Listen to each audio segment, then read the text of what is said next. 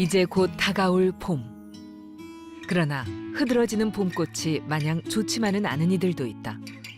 꽃가루를 비롯해 진먼지 진드기, 때로는 달디단 과일까지 이들에겐 그 모든 것이 경계의 대상이 되곤 한다.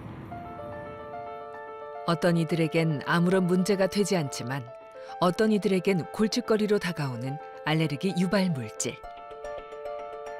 알레르기 때문에 생기는 가장 흔한 질환은 바로 알레르기 비염이다. 성인 20%가량이 앓고 있을 정도로 흔하다. 무심코 생기기 시작해 결국엔 일상을 무너뜨리기도 하는 알레르기 비염. 알레르기 비염은 제때 치료하지 않을 경우 천식으로 진행되어 생명을 위협할 수도 있다. 알레르기 비염, 과연 어떻게 대처해야 할까?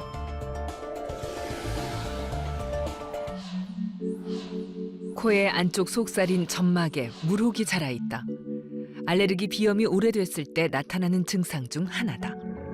알레르기 비염이란 공기 중에 떠도는 알레르기 유발 물질이 코 속에 염증을 만들면서 시작된다. 알레르기 비염의 대표적인 증상은 재채기, 콧물, 코막힘 등이다. 바이러스에서 비롯되는 감기와는 전혀 다른 질환으로 감기일 경우 초기에 묽었던 콧물이 찐득하게 변하지만 알레르기 비염일 경우 맑은 콧물이 지속적으로 흐른다. 특정 계절 혹은 1년 내내 지속되기도 하는 증상. 비염 환자분들은 그것 때문에 돌아가시진 절대 않습니다. 예. 그런데 삶의 질이 굉장히 많이 떨어지죠. 그래서 어디 가서 뭐 재채기를 아주 크게 한다든지 콧물이 막 흘러가지고 사람들 이렇게 대하기 어려워지는 그런 문제도 있지만 이 집중력이 떨어지는 게 큰 문제긴 합니다. 그래서 학생들 같은 경우는 학업 집중하는 데도 조금 문제가 있고 그런 급성 증상들은 사실은 불편하지만 잘 치료하면 금방 좋아질 수가 있는데요. 이런 급성 비염들을 잘 조절하지 않고 치료를 안 하게 되면 나중에 여러 가지 합병증들이 올 수가 있습니다. 코 속의 코 점막은 원래 항바이러스 성분과 살균 효소가 있는 점액을 분비해 건강을 유지시킨다. 그런데 코 점막에 알레르기 염증이 생기면 외부 자극에 과민하게 반응해 콧물 등의 알레르기 증상이 나타난다. 우리 몸에는 이제 면역 시스템이 있어서 외부에서 세균이나 바이러스 같이 우리 몸에 해가 되는 균들이 들어왔을 때는 그것들을 퇴치하기 위해서 이제 면역 시스템이 작동을 하는데요. 우리 몸에 해가 되지 않는 물질들에 대해서는 그냥 특별히 반응하지 않고 면역 관용이 일어납니다. 우리가 이 다른 사람들에 대해서 이렇게 특별히 문제 안 삼는 걸 관용을 베푼다고 하듯이 면역 시스템이 작동하지 않고 그냥 모른 척 하는데 이 알레르기라는 거는 우리 몸에 해가 되지 않는 물질, 음식물도 될 수가 있고 또 아니면 꽃가루나 먼지 진드기 같은 공기 중에 섞여 들어오는 그런 물질일 수도 있는데 그런 데 대해서 우리 면역 시스템이 너무 예민하게 과민하게 반응함으로 해서 오히려 우리 인체에 해가 되는 일을 벌이게 되는 게 이제 알레르기인데요.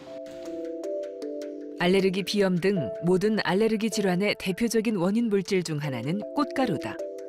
눈에 잘 보이지 않지만 공기 중에 떠다니면서 숨을 쉴 때마다 코를 통해 우리의 몸속으로 들어온다. 계절성 알레르기 비염 같은 경우는 대부분이 그 계절에 나타나는 꽃가루가 원인인 경우가 많아요.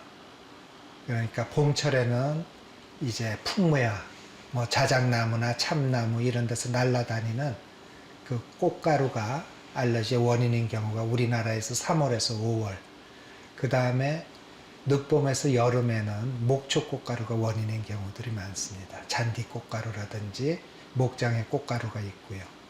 또 9월부터 10월 말까지 이제 잡초 꽃가루들이 날립니다. 돼지풀이라든지 쑥꽃가루, 또 환삼덩굴 이런 꽃가루들이 날리는데 그런 데 알러지가 있는 분들은 그 계절에만 증상이 나타나게 되니까 그게 이제 계절성 알레르기 비염이라고 우리가 얘기를 하고요.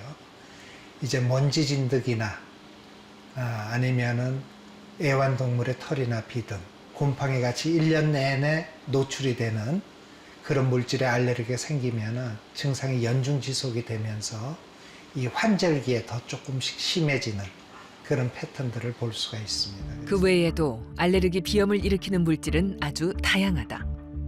견과류나 과일, 해산물 등 특정 음식물 또한 진먼지 진드기나 곰팡이, 꽃가루처럼 알레르기 비염을 유발할 수 있다. 우리나라 사람들에게서 가장 많이 나타나는 알레르기 비염 원인 물질은 진먼지 진드기, 애완동물의 털과 비듬, 바퀴벌레, 곰팡이, 꽃가루 등이다. 또 대기 오염, 담배 연기, 감기, 찬 공기, 온도, 습도 등의 변화가 증상을 악화시키는 요인으로 작용한다. 태어나자마자 이제 외부에 홍역이나 다른 폐렴이나 감염 질환을 앓게 되면 이런 알레르기 면역 세포가 기능을 하지 못하도록 억제하는 면역 세포들이 많이 만들어집니다. 근데 나라가 잘 살게 되면서 보건위생 환경이 좋아지면 출생 후에 생기는 이런 감염 질환들이 줄어들면서 이 알레르기 세포들을 억제할 수 있는 면역 세포들이 제대로 만들어지지 못하고 면역 밸런스가 이런 알레르기 쪽으로 가게 됩니다.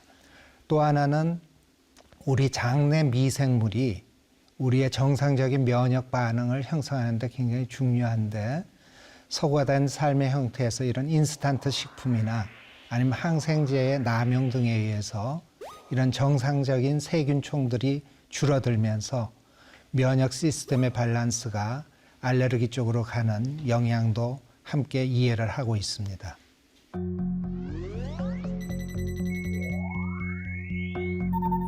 실제 알레르기 질환은 대표적인 선진국 질환으로 우리나라 또한 2000년대 들어 알레르기 비염 환자가 급증했다.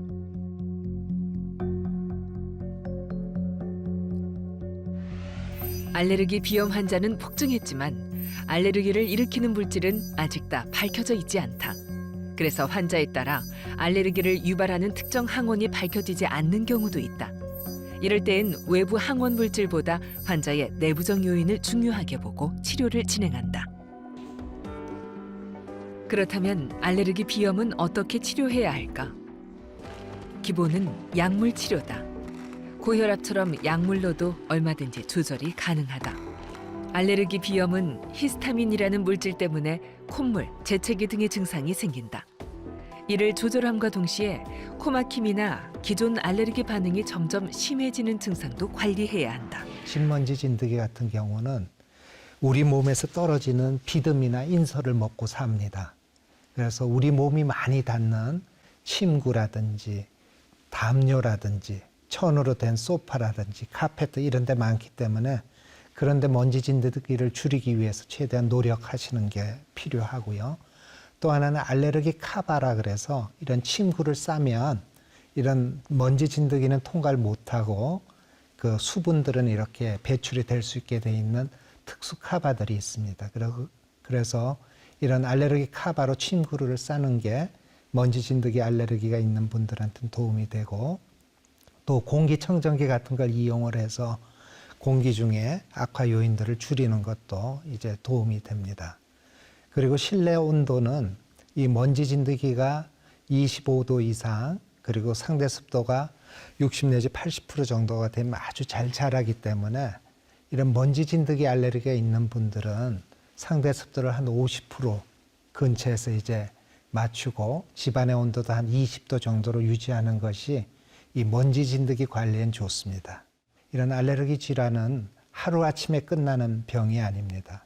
잘 관리하고 조절해서 지금 고생 안 하고 정상적인 활동하면서 또다시 증상이 심해져서 고생하는 일이 없도록 지속적으로 약을 사용하고 주치의와 상담을 하면서 관리하시는 것이 필요하겠습니다.